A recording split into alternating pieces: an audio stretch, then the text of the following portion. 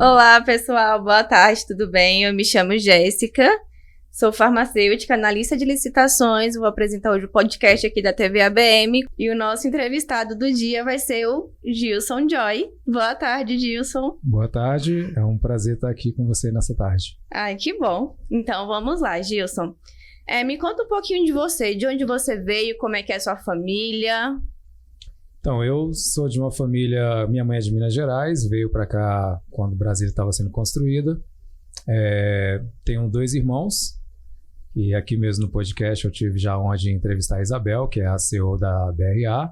Sim. Meu irmão Fernando é um atleta da nossa família, bombeiro. Cresci numa cidade satélite aqui de Brasília, chamada Ceilândia. Eu me auto-intitulo embaixador da Ceilândia. Todos os países que eu viajo, toda oportunidade que eu sempre tenho muita honra de falar que sou da Ceilândia, que é a periferia daqui. Tem um tio que não gosta que fala periferia. Eu expliquei para ele que periferia não tem nada de ruim, é só o que tá periférico. Que é o mais normal as pessoas ligarem à periferia, as coisas ruins, a questão de banalização, bandido, roubo, acaba tendo uma visão negativa, né? Isso. Então, tio Zé, periferia não tem nada de errado, tá? É só que está em volta, né, do centro de Brasília. E uma família muito simples, uma família... Minha mãe, eu não conheci meu pai, e ela sempre nos ensinou valores muito importantes. Ela é o meu maior referencial de vida, é a pessoa que nos ensinou a valorizar o que nós temos. A gente cresceu vendo dinheiro na estante. Ela sempre falava assim, eu falava, mãe, pode pegar? Ela dizia, é seu? Aí eu dizia, não. Ela falou, então pra que você vai pegar?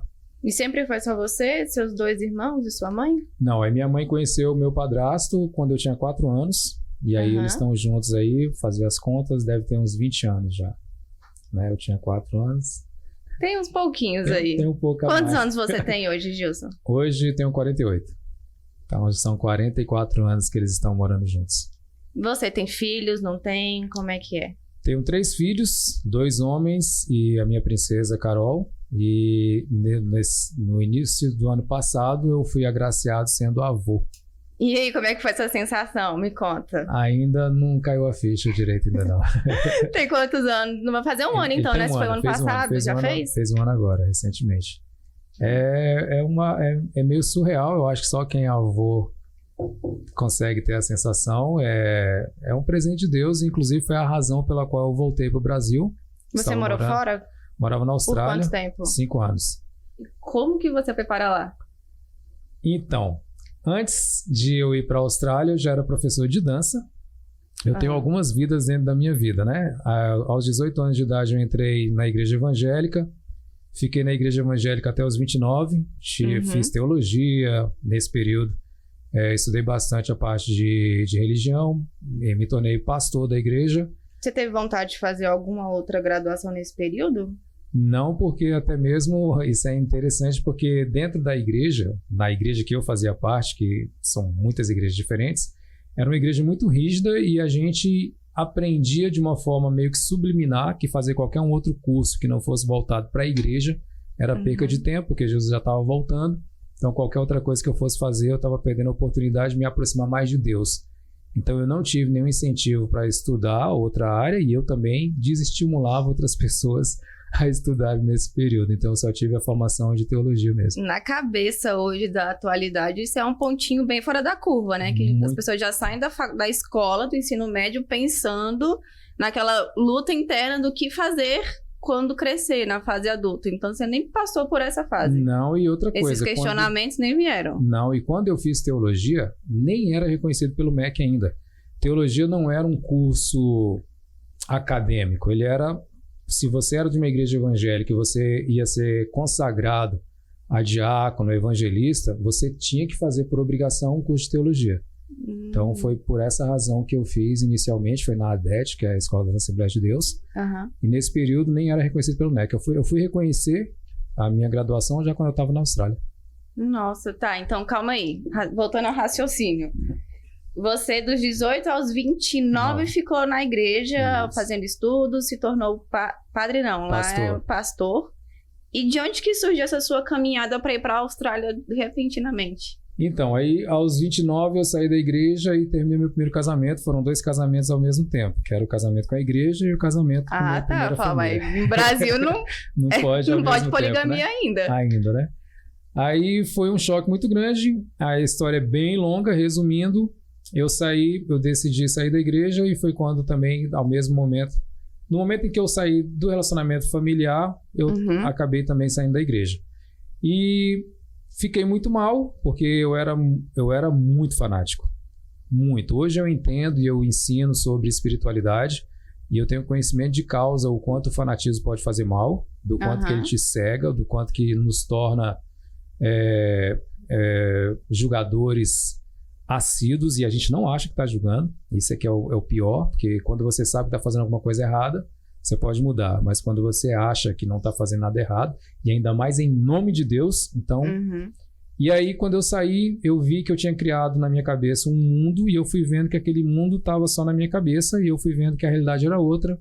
Sim. E eu fiquei muito mal, e aí nessa época eu já trabalhei na NASA.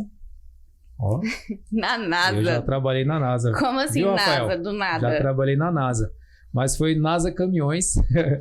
É uma representação da Volkswagen que fica ali no Riacho Fundo. O nome era NASA Caminhões. E aí o gerente viu que eu fiquei estranho, porque eu fiquei muito para baixo, né? Eu sempre fui muito brincalhão, muito proativo. E ele me chamou na sala dele e falou: Gilson, o que está acontecendo? As pessoas estão reclamando que onde você está chegando, o clima está ficando pesado. Aí eu falei: nossa, eu sou tão importante assim. Eu não tinha nem dado conta que eu estava nessa, como as mulheres falam, eu estava nessa bad. Aí ele falou assim: ó, o seguinte, eu era auxiliar de venda, então o vendedor ele sempre tem que ter uma energia mais forte, né? Mais feliz e tal. Comunicativo. E eu estava muito para baixo. Ele falou: vamos fazer o seguinte, você já viajou para algum lugar? Teve algum lugar que você viajou que você gostou? Aí eu falei: eu fui, na minha lua de mel, eu fui pra praia, Porto Seguro. Ele falou: então eu vou te dar uma semana de férias e você vai pra lá e só volta pra cá quando você tiver com um sorriso no rosto. Que todos eles sempre falaram, né, que meu sorriso era a minha marca. É por isso então seu nome? Gilson Joy? Isso já foi na Austrália. Mas é uma característica minha, eu sorrio com muita facilidade quando eu tô feliz. E na maioria do tempo eu tô feliz. Aí eu fui para Porto Seguro, a história é longa, mas resumindo, no ônibus eu estava sozinho e aí a guia turística, né, eu fui de ônibus, foi 2 dias de ônibus daqui de Brasília para lá. Coragem, do nada, solteiros, recém-separado. E eu fui dar conta disso no ônibus, porque eu ainda estava muito sem entender o que estava acontecendo. Eu tinha uma vida totalmente estruturada, toda quadradinha. Segunda-feira tinha culto de manhã, à tarde, à noite, terça-feira. Eu vivia dentro da igreja. Se quisesse me achar, não era na minha casa, era na igreja. De repente, toda a minha amizade, tudo que eu fazia era dentro da igreja, e de repente o mundo ruiu e eu não tinha o que fazer e não sabia o que fazer. Tanto que no ônibus, quando a mulher começou a fazer aquela apresentação, aquela dinâmica, né, para quebrar o gelo, falou: ó, quem é você? A pessoa falava: sou fulano de tal. O que você faz? Sou advogado. Tá quem? Tô com a minha esposa. Quem é você? Fulano de tal, não sei o quê. Todo mundo acompanhado. Ou com a esposa, ou com o filho, tal. Aí chegou na minha frente. Aí eu falei: você, quem é você? Ele falou: Jonatas. E tá com quem? Tô com a minha irmã. O que você faz? Aí ele falou: sou professor de dança. Eu tava sentado atrás dele. Eu lembro muito vividamente, eu sei que o Jonas vai assistir isso aqui, que eu vou mandar o link pra ele. Eu pensei comigo assim: vagabundo. Você já pede desculpa, ué? Eu já pedi pra ele, sabe disso já. Essa história eu já contei pra ele. Eu falei: vagabundo, o cara dizer que a profissão é professor de dança. Isso é um vagabundo. Eu ainda estava com a igreja muito arraigada na minha cabeça e a nossa igreja era muito rígida. Existiam os pecados e existiam os passaportes para o inferno. E dançar era um passaporte para o inferno. Era um nível hard de pecado. Então, quando ele falou... crendices, né? Era muito, muito rígida. Aí, quando ele falou que a profissão dele era professor, eu fiquei rindo dentro de mim e julguei mesmo na hora e pensei comigo: vagabundo. Aí chegou em mim e ela falou: e você? Eu falei: Gil, você tá com quem? Eu falei: tô sozinho. Aí o pessoal: era o único sozinho na excursão. Aí a Cirlândia, que é o nome da... Você conhece a Cirlândia? Não. Ela era a guia turística dessa expedição. Ela falou assim: então a partir de agora você não tá sozinho, a gente tá com você, a gente vai te adotar. Isso na sua cabeça, quando você já tava lá, você foi num fundo de esperança de ficar bem ou só foi porque não tinha o que fazer? Fui levado, não tinha pra onde ir, onda, o assim, chefe mandou, eu fui. Eu não tinha outra opção. Foi curar a bad. Era o que tinha pro momento. E aí tá, aí foi. Aí ela veio, né, depois que apresentou todo mundo, ela foi muito legal. A Cirlândia hoje é uma das minhas melhores amigas. Um beijão pra Cirlândia. Cirlândia mora na Ceilândia, professora. Foi dançarina da Márcia Ferreira. Já ouviu falar da Márcia Ferreira? Quem é Márcia Ferreira? Márcia Ferreira, sabe quem é Márcia Ferreira? Ela canta uma das músicas mais famosas do mundo, que já foi traduzida para mais de 100 idiomas. Qual música? Chorando se foi quem um dia só me fez chorar. Todo mundo acha que essa música é do Kaoma, mas essa música é da Márcia Ferreira. Inclusive, ela processou o Kaoma, conseguiu ganhar todos os direitos. E Sim, a Cirlândia era a dançarina dela. Aí ela veio, sentou do meu lado e falou assim: ei, Jus, tô vendo que você tá muito sozinho, tá muito para baixo, o que você gosta de fazer? Eu respondi automático, eu falei: eu gosto de orar. Aí ela riu e falou assim: mas pra onde você tá aí? Não tem isso não. Tá o inverso. Eu falei: ué, mas não pode orar lá não? Ela falou: ó, poder até pode, mas lá não é lugar pra isso não. Eu falei: fiquei muito estranho pra mim. Tá bom, mas o que você faz? O que você gosta? O que você sabe fazer? O que você gosta de fazer além de orar? Aí eu fiquei calado. Ela falou assim: você gosta de dançar? Eu falei: não. Ela falou: mas você já dançou? Aí, antes de eu entrar na igreja, 11 anos antes de eu entrar na igreja, eu trabalhava na Toscanelo, aqui no Plano Piloto, que é uma empresa, um restaurante, e tinha uma galera da Paraíba. E eles tinham uma banda de forró. E eu fui com eles algumas vezes nessas bandas de forró e eu aprendi a tocar zabumba. Então, antes de entrar na igreja, eu tive um pedacinho da minha vida que eu toquei numa banda de forró e eu dançava forró lá. Ela falou: você gosta de dançar? Eu falei: gostar não é que eu sei dançar. Ela falou: então tá bom, nós vamos no forró. Aí tá, aí a gente foi lá em Porto Seguro, chegamos, fomos pra daqueles clubes, tem uma chama Barra Mares, a gente foi no Barra Mares. Aí quando chegou lá, na minha cabeça eu era um bom dançarino, porque eu tocava, né, e tal, girava aquele giro peão. Aí eu tô dançando lá e a menina parou pra mim dançando, ela falou assim: você não gira não? Aí eu falei: agora que eu arrebento. Falei: giro sim. Aí girei com ela junto, né, que era o giro que eu conhecia. E achando que tava arrebentando. Ela falou: não, é daquele jeito ali, ó. Aí mostrou o Jonatas dançando. Eu dançando com ela, quando eu vi o Jonatas... O rapaz que você ficou rindo. O rapaz que eu chamei de vagabundo. Quando eu vi o Jonatas, eu tive a impressão... Tem um filme do Bruce Lee, que eu não sei se vocês já assistiram, que tem uma hora que ele faz assim, que vê um monte de braço. Que ele faz em câmera lenta e vê um monte de braço. Eu tive a impressão que o Jonatas tinha uns 4, 8 braços, que eu nunca tinha visto aquilo. Ele fazendo giro, aquelas coisas. E na época, o sertanejo country era o ritmo que estava no momento. E o sertanejo country tem pegada, que eu não sabia o que era. Pegada é quando você joga a mulher pra cima e pega, não faz aquela panqueca, aquelas coisas. E ele girando um braço pro outro. Eu sei que a cena cortou, a mulher que eu tava dançando com ela desapareceu.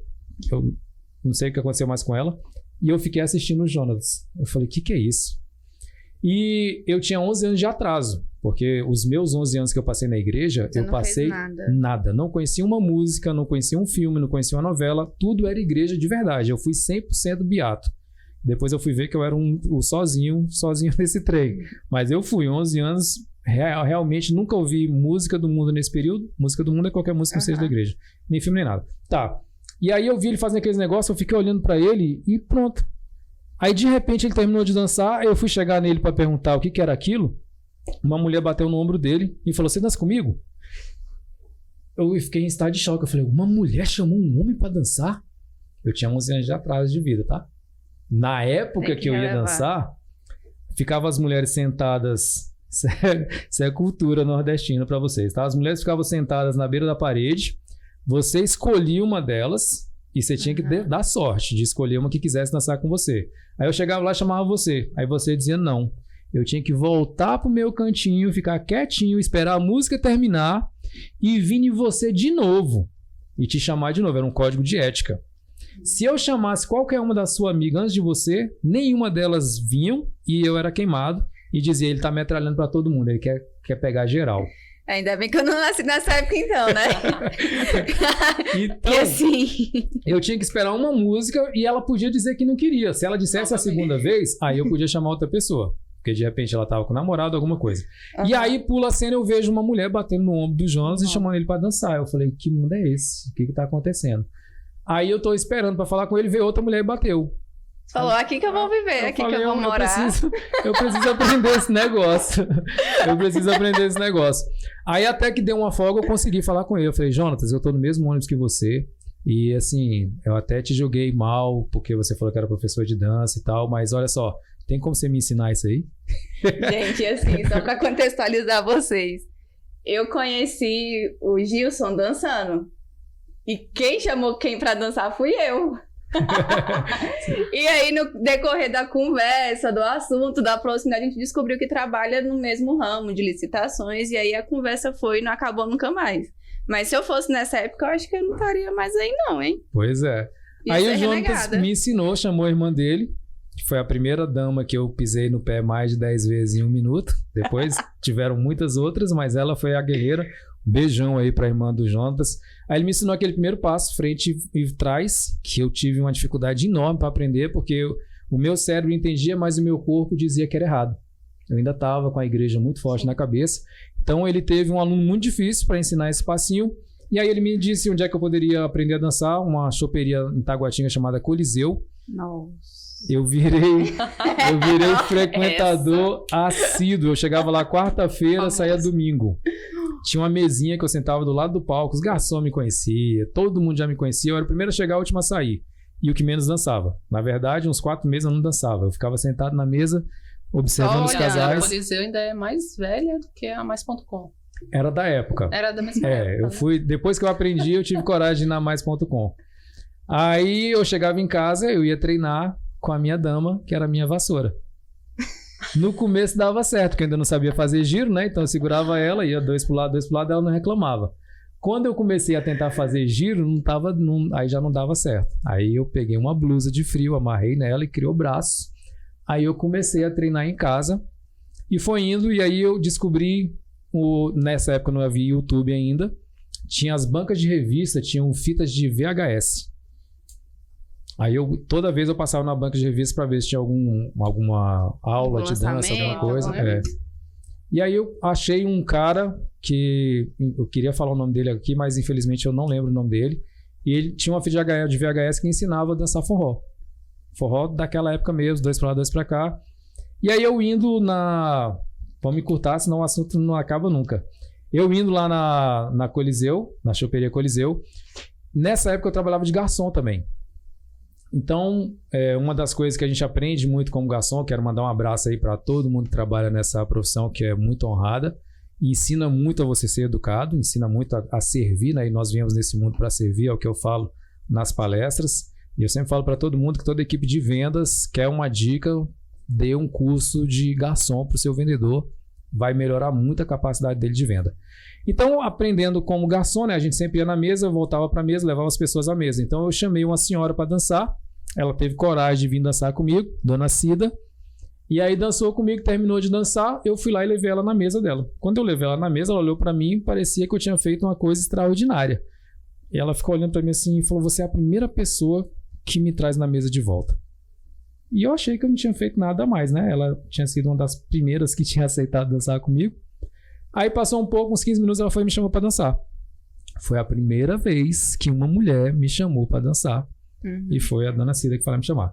E aí depois eu fui lá, chamei ela de novo. No final da noite, na mesma noite, a gente dançando, ela falou assim: olha só, quanto é que você cobra para você me ensinar a dançar?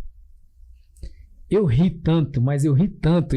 Ela já era uma senhora, né? Eu falei assim: poxa, Dona Cida, eu todo educado, fui lá levar a senhora na mesa, chamei a senhora mais uma vez, pisei pouco no seu pé, e agora no final da noite a senhora vem me tirar, que é só você sabe... de gracinha. Eu tinha certeza, porque eu não sabia fazer 2 passos. E ela vem e pergunta pra mim quanto que eu ia cobrar pra ensinar ela a dançar. Eu tinha certeza que ela tava zoando comigo. E eu rindo, e ela séria. Eu parei de rir, olhei pra ela: você tá falando sério? Ela falou: tô. Você acha que eu, na minha idade, ia estar fazendo brincadeira? Aí ela pegou pesado com você. Aí eu dei uma engolida. Aí eu falei: tá bom. Aí na época eu trabalhava de garçom, eu ganhava R$60 para trabalhar de 8 horas da noite até 5 da manhã no Espaço da Corte. Eu falei: eu vou falar o preço da noite inteira que eu trabalho, que é caro, porque aí ela vai dizer que não pode e eu me livro. Ela falou: quanto é que você cobra? Eu falei: R$60. Ela falou: e é na minha casa ou na sua? E agora? E aí, o que é que você fez? Eu ainda tinha a mente muito de igreja na minha cabeça, mas eu pensei aquela palavra com F.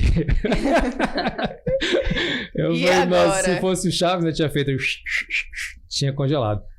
Eu fiquei em silêncio. Ela falou assim, ó, na minha casa tem uma área e você vai me ensinar nessa minha área. Segunda-feira à noite você pode? E aí? Foi sim ou não? Aí foi um segundo assim que eu pensei assim, ela dançou comigo, ela viu o que eu não sei. E se ela tá disposta a me pagar, por que que eu não vou acreditar em mim? Foi um pensamento de uma fração de segundo. E aí eu falei assim, então tá bom. No que eu falei, então tá bom, eu pensei, com o dinheiro que ela vai me pagar, eu vou entrar numa academia, vou aprender esse negócio de verdade e vou fazer valer o que ela vai pagar pra mim. E vou ensinar ela de verdade, porque o que eu sei não sei nada. Mas eu vou aprender. E aí foi assim, eu comecei a dar aula, entrei na academia do William Santos. Ah, Você William, conhece? William eu sei quem é, hein, O nome da William? academia era o William Santos. Hoje é Corpus em Par. E aí eu fui lá, fiz aula com o Claudemir, que eu falo sobre ele no meu livro, fiz um livro sobre forró e falo sobre eles, né? Que o William também é um grande referencial. E aí aprendi, fui aprendendo, dei aula pra ela. Ela falou com as sobrinhas dela que moravam na Samambaia. Fiz um grupo na Samambaia, comecei a dar aula pra ela. Uma amiga dela, Clébia. Clébia foi, na verdade, minha primeira aluna que me pagou o primeiro pacote, fez uma aula e não terminou os pacotes até hoje. Mas foi minha primeira aluna. Cleber, você tá vendo aí, né? Pode vir cobrar, Pode se me estiver por cobrar. aí. E ela mora na M-Norte. Aí ela falou com o dono da academia Simetria. Ela chegou na academia que ela malhava, que era na M-Norte, e falou assim, olha, vocês têm que colocar aula de forró nessa academia. Aí eu falei, eu até quero colocar, mas eu não tenho um professor. Ela falou, eu tenho. Era você. Era eu, e eu nem tava sabendo de nada. Aí eu encontrei com ela, ela falou assim, olha, o pessoal lá da Simetria tá querendo falar com você. Lembra que eu te falei do político, né? Ela fez a ponte, falou que a Simetria queria falar comigo, mas foi ela que já tinha falado com a Simetria. Aí eu cheguei lá, ela falou assim, você é professor de forró? Eu falei, sou. Há um tempão. Ixi, até tempo que eu dou aula. Só tinha a Cida de aluna. Falei, pois é, a gente tá querendo montar uma turma aqui, a gente já teve uma aluna que chegou aqui e quer que você seja o professor. E isso tudo aí, calma aí que eu me perdi, isso daí foi depois da viagem pra Porto Seguro? Isso, depois da Tudo viagem isso para foi Porto depois de Seguro. Porto Seguro. Isso. Ah. Eu já tava com 30 anos de idade aí. Começo dos 30. Aí comecei, minha primeira turma de forró foi na Academia Simetria. Comecei a dar aula lá, aí o pessoal da academia ao lado, Corpo e Saúde, me chamou também. Aí o pessoal ao lado da academia VIP, foi a primeira vez que eu fui fichado como professor de dança. Foi na academia VIP, que é uma academia ótima ali em Taguatinga, na QNL. E aí comecei a dar aula e os alunos foram surgindo, aí eu recebi convite para dar aula, dei aula já na academia do Marcelo Amorim. Eu fui o primeiro professor de sertanejo universitário de Brasília, na academia do Marcelo Amorim. Eu fui a primeira apresentação de bachata na televisão do Brasil, foi eu que fiz, no programa do Ricardo Noronha. Eu fui coreógrafo do programa do Ricardo Noronha. E foi passando o tempo e aí eu fui... E aí você foi nesse looping de você faço, corria atrás pra fazer o curso e voltava pra fazer aula. Isso, nessa E quem mais brincadeira... você foi se formando aí? Fiz aula com Jaime Arocha, fiz o curso de professores com ele, fiz o curso... Fui convidado para ser o coreógrafo para um campeonato do Banco do Brasil, foi onde eu conheci o Carlinhos de Jesus. E aí tive a oportunidade de fazer o curso de professores com ele também, conheci a academia, fiz formação com ele. Aí vai se especializando mesmo. Aí eu fui me especializando de verdade. E uma coisa foi puxando outra. Aí você deu aula individual, deu aula em academia. Dei aula em academia e eu comecei...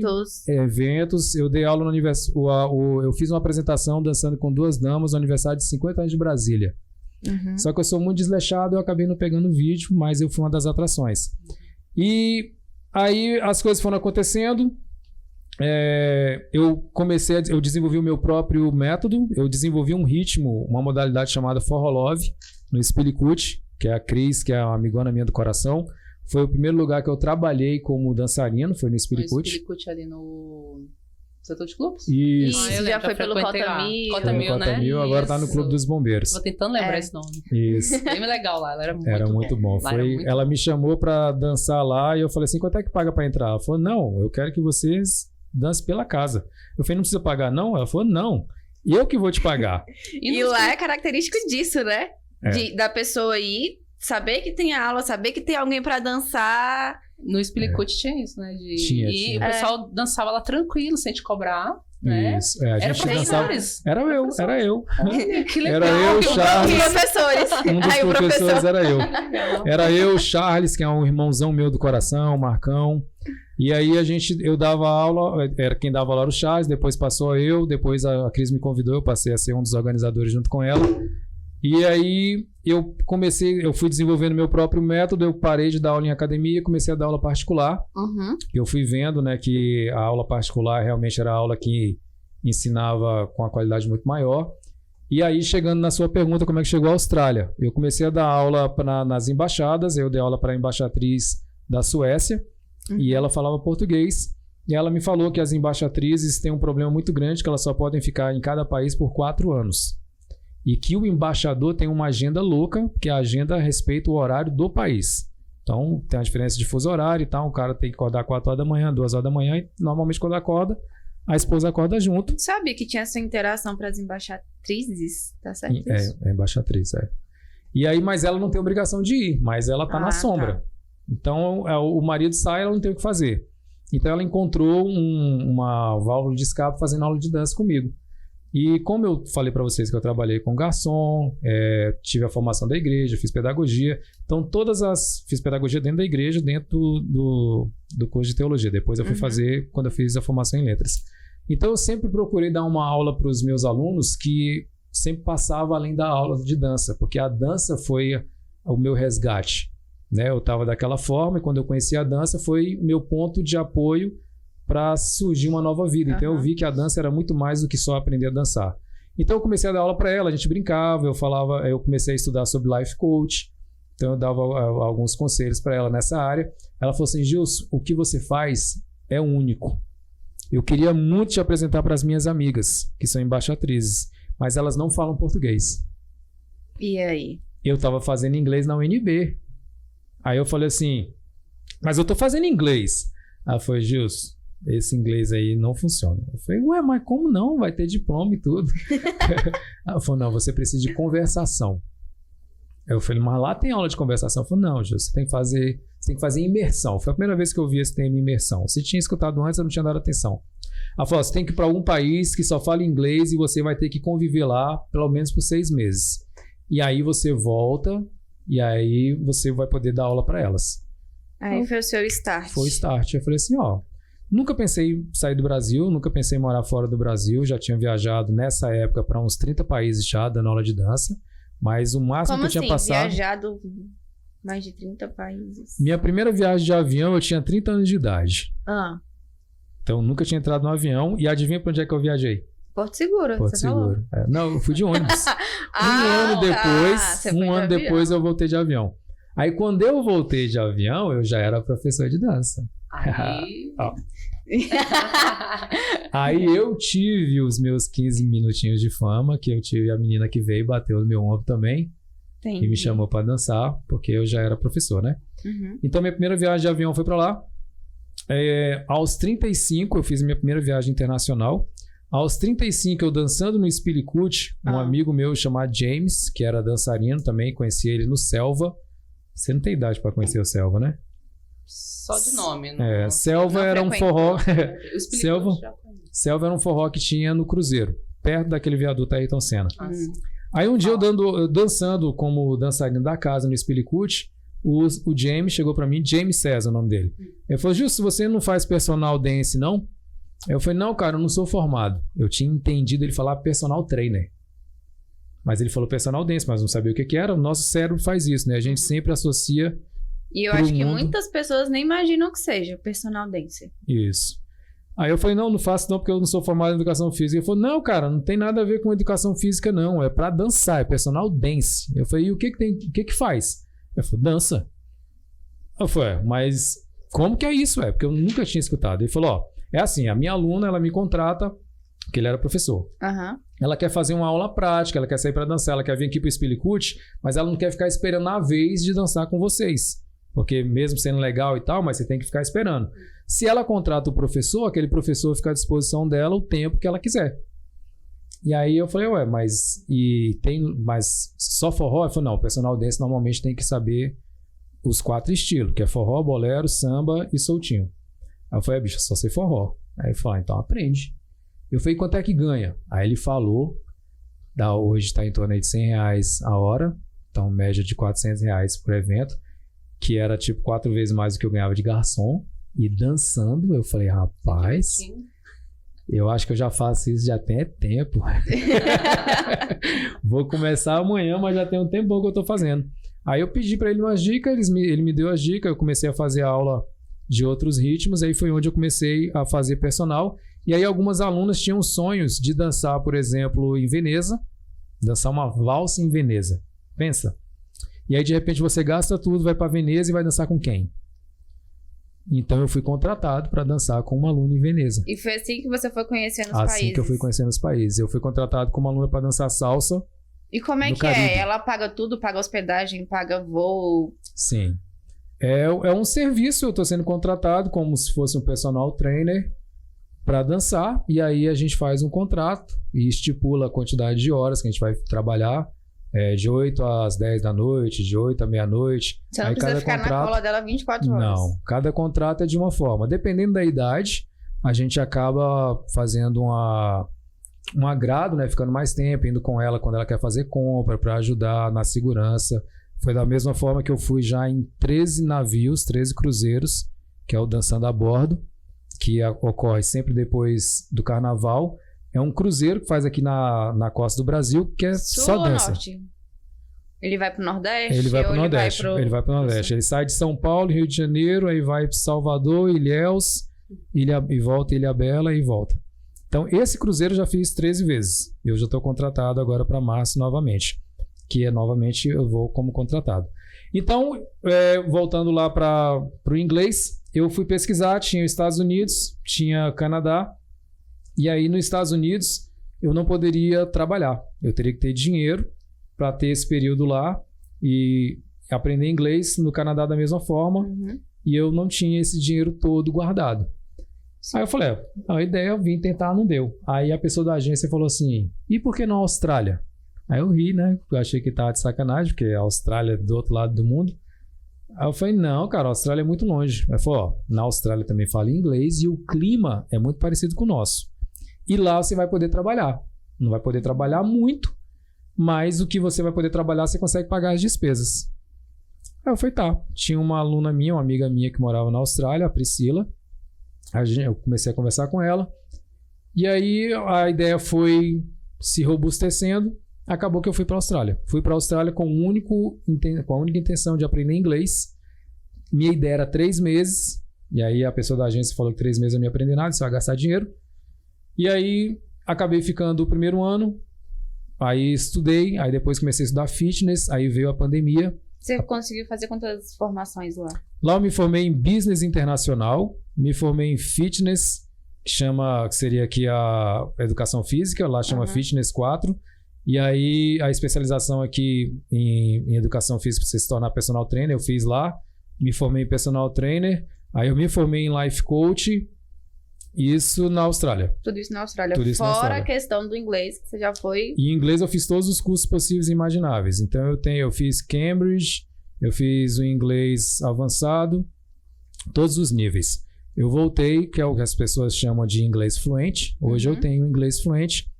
E fiquei lá esse período, veio a pandemia, forçou a ficar. A pandemia lá foi muito rígida, os aeroportos ficaram fechados por 2 anos. Ninguém entrava, ninguém saía. E acabei me acostumando, fui me adaptando e... Deu aulas por lá também? Sim, fiz... Todas as formas? Todas as formas. Eu trabalhei só com dança lá. Depois que eu me formei em fitness, eu comecei a trabalhar com fitness também. Então, é uma lição para quem estiver assistindo a gente, né? Quando eu cheguei lá, todo mundo dizia que só tinham 3 profissões para você trabalhar. Os nomes são bonitos. É labor, cleaner e waiter. Somente. Cleaner é bonitinho, quer dizer diarista. Waiter é bonitinho, quer dizer garçom. E labor é bonitinho, mas quer dizer pedreiro. Então, eles falaram que eram essas únicas funções que eu poderia exercer. E eu falei que não, que eu já tinha uma profissão, que era de vagabundo, né? Que era de professor de dança. E que eu ia trabalhar com isso. Ele falou, Gil, você não tá no Brasil. Aí chamou um médico e tal. Olha a mão desse médico aí, ó. Cheio de calo. Eu falei, e daí? Ele, não, o que você faz aqui? O que você é aqui? Ele falou, sou labor. Eu falei, cara, se essa é a sua realidade, tranquilo. Toda profissão é digna, não tem problema nenhum. Mas não é o que eu quero pra mim. Eu vou trabalhar com dança. Aí eles ficaram rindo e tal. E isso foi numa festa, que eu cheguei lá na festa junina. Eles fizeram seu papel lá em Porto Seguro. Isso. Aí 1 ano depois eu tava nessa mesma festa, puxando a quadrilha. Eu fui o primeiro puxador de quadrilha maluca Na Austrália. Eu fiz a primeira quadrilha maluca lá, misturei funk, forró. Vocês já devem ter visto uma quadrilha maluca aqui já no Brasil, né? E aí eu dei aula de forró, eu fiz o primeiro congresso internacional de forró eletrônico da Austrália. Eu fiz o primeiro congresso internacional de forró eletrônico em Hong Kong, de bolero. Eu fiz a primeira turma de dança de salão brasileira, reconhecida na Austrália, por um órgão municipal. O primeiro professor fui eu. Então eu desbravei bastante, fizemos crescer. Lá já tinha um grupo de forró, hoje é um forró forte, forró Sydney. Um abraço para todo mundo que estiver ouvindo. E 5 anos depois, foi quando veio... Você foi para lá em 2018 ou 2019? 2017. 2017. Aí voltou. Foi quando voltei em 2022.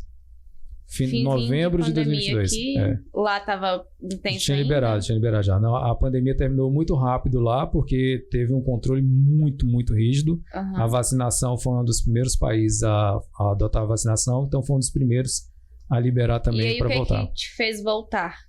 Ao nascimento do meu neto. Ah, tá explicado.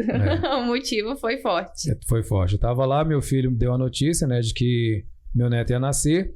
Aí eu vim pro Brasil para passear e coincidindo na minha cabeça com o nascimento do meu neto. E eu ia voltar para a Austrália de novo e continuar o que eu tinha que fazer. Eu tava pensando em voltar pro Brasil uns 3 anos depois daquilo ali. Só que meu neto foi sem vergonha, ele resolveu não nascer. Eu fiquei aqui 15 dias, porque eu marquei 7 dias para depois, 7 dias antes, pro dia que tinha marcado. E ele resolveu nascer depois que eu fui embora. Então eu voltei para a Austrália frustrado, porque eu não tinha visto meu neto. E ele nasceu, ele teve uma complicação, a língua dele nasceu presa, eu teve que cortar, ele fez 3 cirurgias muito novinho. E aí eu não aguentei ficar lá, e aí, na época eu estava casado, falei com a minha esposa na época, e a gente decidiu então vir para o Brasil, e a razão foi essa. E aí quando eu voltei para o Brasil, aí eu já falei que eu não voltaria mais para a Austrália. E aí o pessoal na Austrália, principalmente os brasileiros, ficaram muito bravos comigo, porque eu já sou residente. Aí eles falam que eles estão lá tentando a residência de tudo quanto é forma, e eu consegui e estava abrindo mão. Mas eu nunca tinha ido realmente para morar lá, né? Você vai fazendo pergunta aí, porque senão... Tá, na hora que você voltou, foi o motivo, foi o seu netinho, mas aí a questão profissional, como é que ficou? Então, eu voltei pensando em continuar com aula de dança. E aí a minha irmã me convidou para trabalhar na BRA, que é a BRA Consultoria. E eu sempre trabalhei com vendas, né? Concomitantemente com garçom. Eu falei que eu sempre tive 2 trabalhos, né? Porque o outro eu trabalhava com vendas. Na NASA eu trabalhei vendendo caminhões. Cheguei a ser gerente comercial na Claro. Na época eu comecei a dar aula de dança. Eu pedi conta na Claro para ficar só com a dança. Aí a minha irmã me chamou para trabalhar na BRA. Eu gosto muito de desafios. Minha primeira formação foi em gestão financeira. Eu me formei aos 33 anos. E o assunto tinha era correlato, né, com o que eu tinha estudado, apesar de eu nunca ter atuado na área. Eu me formei em gestão financeira e fui dar aula de dança. Aí todo mundo falava, e o que tem a ver? Eu falei, eu administro o dinheiro que eu ganho dando aula de dança. A minha formação eu usei para isso. Aí ela me chamou e tal, eu aceitei o desafio e entrei de cabeça para poder aprender. E aí fiquei praticamente 6 meses no escritório dia e noite estudando. Foi onde eu engordei uns 12 quilos. Na Austrália eu tinha uma atividade física muito alta. E entrei no mundo da gestão pública educacional.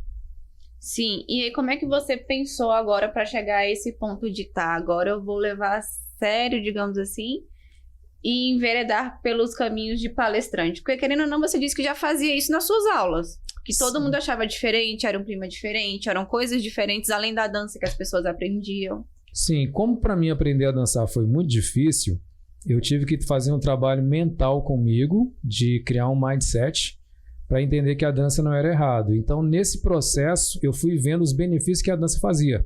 Isso há 20 anos atrás não tinha documentação. Sim. Hoje, se você jogar no Google quais os benefícios da dança, você vai ver milhares. Diminui o estresse, aumenta a serotonina, a endorfina, melhora a sua autoestima, tem um monte de coisa. Mas na época que eu comecei não tinha nada documentado. Mas eu fui vendo nos relatos das próprias pessoas, dos alunos. E estudando isso, e por eu ter um background da igreja, ter estudado teologia, ter estudado a Bíblia, eu sempre gostei muito de história. Eu fui conselheiro dentro da igreja também. Então, quando eu estava dando aula, algumas alunas passando por algumas situações de relacionamento e tal, eu começava a aconselhar. Foi dando certo. Alguns alunos e alunas foram me contratando. Queria que eu fosse mentor, eu não sabia nem o que era isso. Aí teve uma época que estourou, chamado de coach, né? E aí eu comecei... Foi aí que você fez o curso de Life Coach. Quando eu cheguei na Austrália. Aí eu me especializei porque eu vi que lá tinha esse curso. Eu já tinha escutado falar, mas ainda estava numa época... Não estava muito claro. E lá é muito forte. O coach na Austrália, nos Estados Unidos, ele é muito respeitado. No Brasil, porque pulverizou e teve um monte de picareta que ficou se chamando de coach e o nome ficou feio. Mas na Austrália e nos Estados Unidos, o coach é muito respeitado. Muita gente confunde coach com consultoria, mentoria. A gente fica um pouco perdido realmente com esses conceitos. São palavras que aparentemente são iguais, mas as aplicações são bem diferentes. E aí, então aqui já trabalhando na BRA, a gente trabalha com os municípios. Eu fui convidado para fazer, por exemplo, lá nos Estados Unidos, na Austrália, eu dei um trabalho de mentoria para um rapaz chamado Everton, que hoje ele é professor de dança lá na Austrália, é uma referência hoje lá, que eu tinha feito um show no maior palco lá de Sydney, que era 7 de setembro. No final ele veio pra gente, a gente conversando, ele falou assim, poxa cara, o meu sonho era dar aula de dança. Não fale perto de mim que seu sonho é algo, porque eu tenho um desejo ardente de ajudar pessoas a realizar sonhos. Não fale se não for verdade, que eu vou ficar na cola. Aí eu perguntei para ele, é sonho mesmo ou é desejo? Porque desejo passa, sonho tá enraizado. Ele falou, não, cara, é meu sonho, eu fui modelo internacional lá na Índia e tal, até dei umas aulas de hip hop, mas isso não dá dinheiro. Aí eu falei, mas é seu sonho, mas não dá dinheiro? Mas você já fez? Ele falou, não, então como é que você sabe que não dá dinheiro? Essa é uma ideia que todo mundo tem, que dar aula de dança não dá dinheiro. Qualquer profissão não dá dinheiro. Não existe dar dinheiro. É a sua especialização no que você faz e a quantidade de amor e energia que você oferece é que vai te dar o retorno diferenciado. Sim, então, qualquer profissional acima da curva que está ganhando mais do que os outros estão ganhando, não é por conta da profissão, é por causa dele, porque você é que é o produto. E eu expliquei isso para ele. Eu falei, você tem certeza que você tem esse sonho, você quer realizar? Ele falou, tenho. Eu falei, então eu vou te ajudar. E hoje, inclusive ele estava no Brasil esses dias, hoje ele é um professor referência lá na Austrália, e eu tenho um desejo bem humilde, que é de se tornar imortal, e por meio dele eu tenho me tornado, porque o que eu tenho ensinado para ele, tem ensinado para outras pessoas. E aí foi então o seu insight para as mentorias? Para as mentorias. Começou, ele foi um exemplo, depois eu dei mentoria para a Márcia na Alemanha, depois eu já dei mentoria para a Elisângela em Barcelona, alguns alunos aqui no Brasil, e aí quando eu vi o material da BRA, que faz um trabalho maravilhoso ajudando a Secretaria de Educação a facilitar com que os alunos tenham uma educação mais proveitosa, mais produtiva, eu percebi uma lacuna. A BRA faz um trabalho maravilhoso capacitando as pessoas tecnicamente para atender os dispositivos do FNDE. Sim. Mas o técnico, a pessoa técnica, o ser humano, eu vi que ele estava desprovido, porque você ensinar a pessoa conta de matemática, ensinar ela como mexe no sistema, mas se ela não estiver bem pessoalmente, se ela estiver com depressão, se ela estiver com um problema emocional, se ela não estiver se sentindo bem, ela nem vai trabalhar. E querendo ou não, isso é um índice muito alto, ainda mais na área da educação. Tem muitos professores com altos índices de dispensa por conta de doenças problemas emocionais, psicossomáticas. Questão de ansiedade, depressão, que fica totalmente exacerbado, né? Isso evidenciou muito. Porque todo mundo esquece a educação e joga tudo nas costas dos professores. Isso evidenciou muito depois da pandemia. Já não estava bom. Com a pandemia ficou ainda muito pior. Então eu vi essa lacuna e aí eu comecei a desenvolver então uma palestra para essa área do equilíbrio, para trabalhar o corpo, alma e espírito. E aqui já no Brasil, depois que eu voltei, eu finalizei uma formação que eu tinha iniciado em letras português e inglês. Aí eu fiz uma pós-graduação em teologia e estudo das religiões. Sim. Fiz outra pós-graduação em espiritualidade e estudos da natureza consciente, que é a neural, comportamental, né? Estudos comportamentais. E eu vi... aí eu peguei todo o meu conhecimento. Eu morando na Austrália, eu tive a oportunidade de viajar para Nova Zelândia, eu estudei o budismo, Dentro da própria Austrália tem uma comunidade indiana muito grande. Eu me aproximei e estudei o hinduísmo. A Sydney é quase 80% de chinês. Uhum. É muito chinês. Eu me aproximei e estudei sobre o taoísmo, que é a primeira religião, que eles nem consideram religião, eles consideram como se fosse filosofia. E dentro da filosofia, eu me aproximei também de outros grandes nomes nesse aspecto. Aí eu criei uma linha, eu vi o que tinha de semelhante no budismo, no espiritismo, no cristianismo, no taoísmo e no islamismo, e o que tinha de semelhante e de apoio dentro da filosofia. E eu me formei em fitness e a dança já era a minha praia. Sim. Eu vi a parte corporal e eu montei uma palestra voltada para as pessoas terem um equilíbrio para cuidar tanto do corpo, da alma e do espírito. Então foi na necessidade dessas formações, você trabalhando na BRA, que você foi descobrindo e despertando para esse lado de unir a necessidade, digamos assim, humana com o profissional, né? Isso. Porque hoje em dia, eu não falei antes, eu acho, pelo menos eu acho que eu não falei, mas eu sou farmacêutica. Então, tenho conhecimento da saúde que hoje, grande parte da sociedade, o que demanda nas patologias é ansiedade e depressão.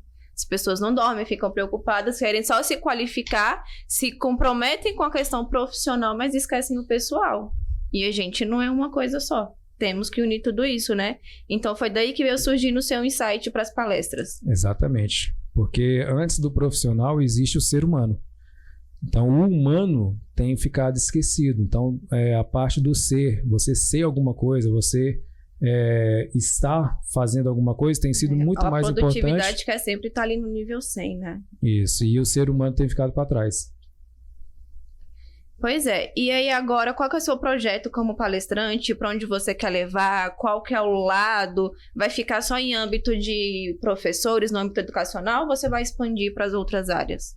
Eu pretendo expandir para todas as áreas, porque o ser humano, ele precisa dessa consciência de que ele é um ser, e ele é um ser único.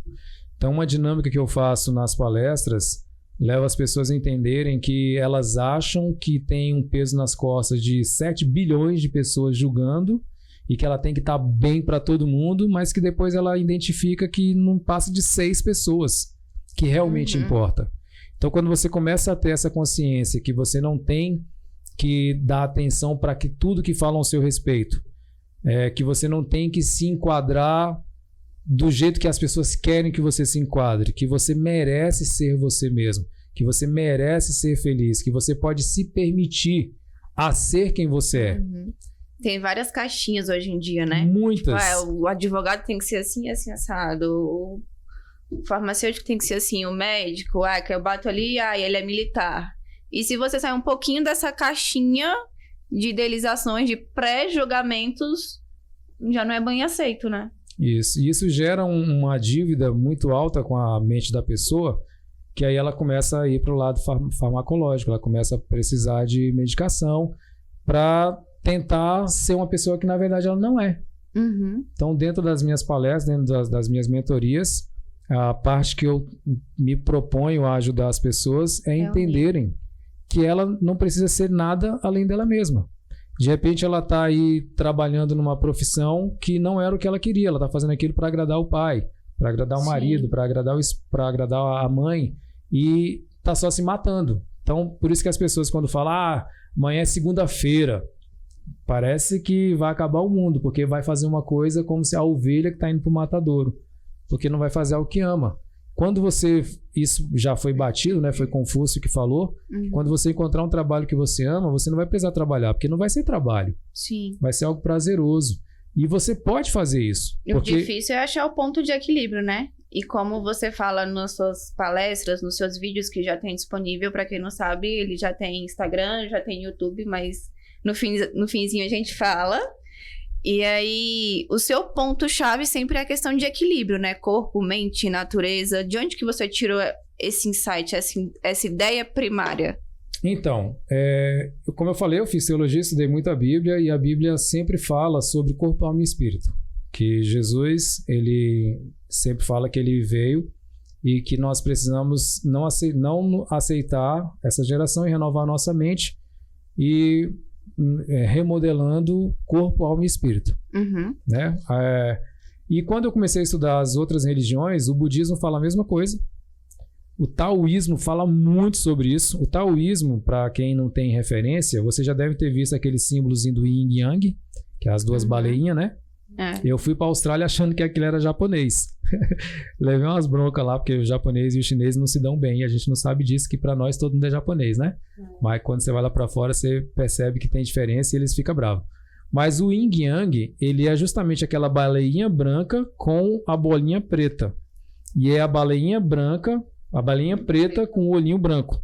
Dizendo que nada é tão ruim, porque em tudo preto tem algo branco, e nada é tão bom, porque mesmo em tudo branco tem algo preto.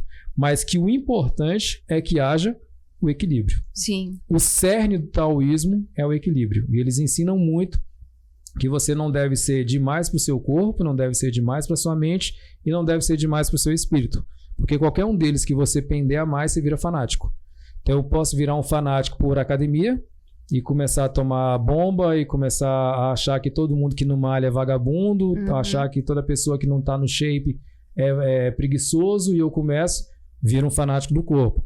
Eu posso pender demais para o mental, começo a estudar demais, começo a achar que quem não tem a formação que eu tenho não merece sentar na mesa comigo, começo a me achar soberbo, começo a achar que eu sou mais esperto, mais inteligente de todo mundo. Se eu pender demais para o lado espiritual, eu começo a ir para uma religião, começo a achar que todo mundo que não está na mesma religião que eu vai para o inferno e que só está certo quem estiver comigo. Então, eu vi que isso era um cerne. O próprio Jesus fala muito sobre isso, e esse é um ponto muito crítico dentro de como o cristianismo é visto fora do Brasil.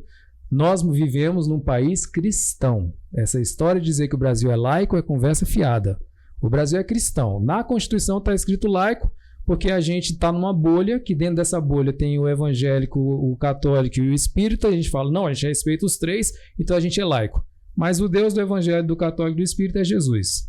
Todos somos cristãos. Quando você sai do Brasil é que essa bolha se rompe. E dentro do que Jesus ensina, não o cristianismo, não a religião que foi criada depois de Jesus, mas dentro do evangelho que Jesus ensina é exatamente isso, é o equilíbrio. Aí você uniu isso a, vamos dizer, a era filósofa dos estoicos, que você também usa bastante, sempre fala de Platão, de Sócrates. Isso. Você ama falar deles? Platão e Sócrates, eles não fazem parte do estoicismo.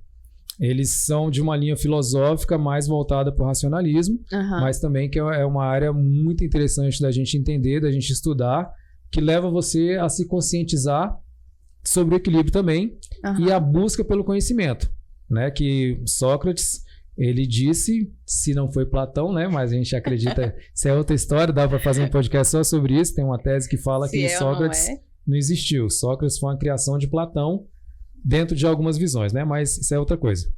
Ele fala que a única coisa que ele sabia é que ele não sabia. Então você vê um grande sábio falar isso, é para você buscar equilíbrio, você não achar que porque você leu 3 livros você sabe muita coisa que você não sabe.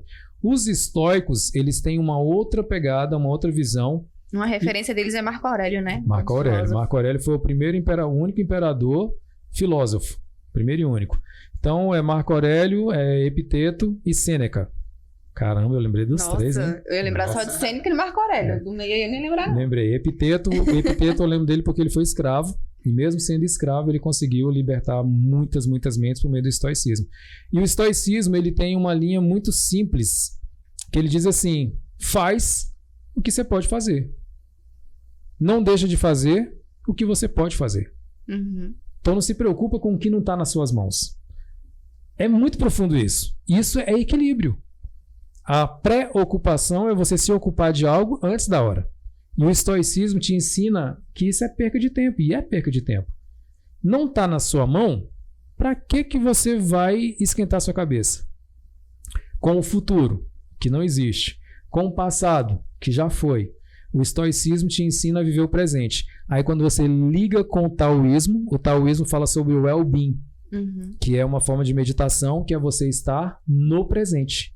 Viver o presente. Aí você vai para o budismo fala a mesma coisa. Dentro da meditação, a respiração é para você prestar atenção no que está acontecendo no presente. Aí você que trabalha na área da farmácia, você sabe que uma das grandes chagas hoje que a sociedade mundial vive. Pensamento acelerado. Que causa o quê? Ansiedade. Ansiedade. Quando vive muito pensando no passado? Depressão. Depressão. São as duas grandes doenças hoje do mundo. Depressão e ansiedade. Viver no passado, depressão. Viver no futuro, ansiedade. E o taoísmo e o estoicismo, eles te ensinam a viver no presente. Que é o equilíbrio. Buscando cuidar do seu corpo, da sua mente, do seu espírito, da melhor forma, no presente e de forma que você viva bem. Você vivendo bem, você aí consegue ajudar outras pessoas. A gente tem uma máxima de querer ajudar os outros, mas a gente não está bem. Você não pode oferecer o que você não tem. É aquela historinha, aquele conto que todo mundo conhece do avião, né? Se a máscara de pressurização cair, coloque em você. Depois no seu filho, depois no seu marido, depois na sua mãe. E ninguém ouve isso, né? Ninguém põe em prática. É difícil. É difícil. A gente tem muito preconceito que machuca muito a mente das pessoas. E uma delas é essa. A pessoa pensa assim, mas se eu não for ajudar os outros, eu estou sendo egoísta. Se eu for pensar em mim primeiro, eu estou sendo egoísta. Isso não é egoísmo. Isso é amor próprio. O egoísmo existe? Existe. Quando você não cuida de si próprio, você está sendo egoísta. Isso. Você busca um autoflagelo. Por não conseguir fazer uma atitude agora ajudando alguém, exatamente por quê? Porque você não está bem. Então, primeiro, você tem que cuidar de você. Uma passagem na Bíblia que Jesus fala quando ele foi falar com os 12, que eles iriam evangelizar, eles falaram assim, mas por onde começamos? Ele falou, olha, primeiro começa onde você está. Primeiro Jerusalém, depois Samaria, aí os confins do mundo. Fazendo um paralelo, primeiro você cuida de você. Aí depois dos que estão próximos. E aí depois dos que estão mais distantes. Mas em primeiro lugar você tem que amar a si mesmo. Você só vai conseguir ajudar alguém se você estiver bem. Então se você quer realmente ser útil, se você quer realmente ajudar as pessoas, que foi para isso que nós fomos chamados, você precisa estar bem. E é sobre isso que eu falo. E aí você tá mexendo numa bolinha, um vespeiro, porque saber quem a gente é, saber o que eu quero, o que eu não quero, diante de tanto julgamento hoje em dia, não é uma coisa fácil. Não é mesmo. E eu começo as minhas mentorias justamente fazendo essa pergunta, que é o que está lá na palestra que eu gravei lá no YouTube, perguntando quem é você? Quem você é? Isso aí já começa pela língua portuguesa não ser fácil. Porque quem você é, quem é você? Isso já dá um bug na cabeça da pessoa. Já. Porque aí só a ordem aí, né? A semântica já dá outra... Já muda totalmente. Já dá outra conotação. E aí eu pergunto para quem tá assistindo a gente, né? Quem é você? Nosso diretor aí dos botões digitais aí, ó. Quem é você? Rafael ainda tá por aí? Quem é você, Rafael? Aí você pode dizer assim, eu sou o Rafael, eu sou a Jéssica. Não é, esse nome nem é seu, esse nome nem é você. Quando perguntam quem é você, a gente já vai automático no lado profissional. Isso. Eu sou a farmacêutica, eu sou analista de licitações, eu trabalho na conta. E aí a gente esquece do pessoal. E isso não é você, né? Isso aí, quem já teve qualquer conhecimento na área de áreas humanas, já tá algo até batido. A gente não fala, isso não é você. Você está isso. Você está farmacêutica. Você está administradora. É o momento que a gente para, respira e fala, e agora? Quem eu sou? O que eu vou fazer na minha vida, Deus? Você é muito mais do que isso, né? Você é muito mais do que a profissão que você exerce. Porque amanhã você pode estar fazendo qualquer outra coisa. Então, quem você é o que é realmente o mais importante. E quando você começa a olhar e isso começa a te causar uma inquietação de você descobrir quem você é na verdade, aí você vai encontrar qual é a profissão que você realmente quer fazer. Aí você vai encontrar uma pessoa de verdade se você quer se relacionar. Porque você vai saber quem você é. Hoje o que acontece em muitos relacionamentos tóxicos são pessoas que não sabem quem elas são e estão tentando ser alguém para agradar outra pessoa. No resultado, nenhum dos dois vão estar feliz e é a razão pela qual existem tantos rompimentos aí de relacionamento, não só sentimental, mas de trabalho, de amizade, porque as pessoas carregam um peso muito grande nas costas, tentando ser o que elas acham que as pessoas querem que elas sejam. As expectativas versus realidades, né? É isso aí. Então, para finalizar, Gilson, como que as pessoas te encontram? Como que eles podem entrar em contato para saber das suas palestras, onde você vai estar? Divulga aí pra gente. Então, eu acabei de criar um perfil novo no Instagram que chama GilsonJoy palestrante. Uhum. E por meio desse Instagram eles vão me encontrar. Tem o site da BRA Consultoria. E hoje eu estou trabalhando aqui também na ABM, que é a Associação Brasileira dos Municípios. A gente está fazendo um consórcio nacional de licitação. Então, eu vou estar sempre presente aqui E, inclusive, fui convidado a ser o hosting aqui do podcast, que me deixou muito feliz. E, então, me encontro aqui na ABM, me encontro na BRA Consultoria e me encontro também no Instagram. E tudo isso que a gente falou aqui, um pouquinho dele também tá no Instagram, no YouTube, né? No seu canal do YouTube. Eu fui convidado para participar do primeiro simpósio internacional de gestão educacional pública do Brasil. E eu fiz uma palestra e eu fiz de propósito. Eu nem chamo de palestra, ela é uma introdução, é um curso introdutório. Porque eu falo sobre muitos assuntos. Muitas ideias, muitas ideias, né? Que eu fui... filosofando e fui vendo durante os meus 20 últimos anos de vida e que não vi em livro nenhum ainda e que eu faço algumas colocações lá, inclusive, por exemplo, a diferença entre crer e acreditar, a diferença entre sonho e desejo e algumas outras sobre a questão da trindade, corpo, alma e espírito, que eu faço um paralelo sobre o corpo humano e são vários tópicos. Sobre sermos pontes, isso eu lembro. Você lembra, né? Então, são assuntos bem variados, que eu convido você a dar uma olhadinha lá. Tá no YouTube, o meu YouTube é Gilson Joy Santos. Então, é isso aí, pessoal. Rafael, já vou encerrando aqui então. Obrigada pela direção. A gente agradece a TV ABM. E assim, a gente encerra mais um podcast com Gilson Joy.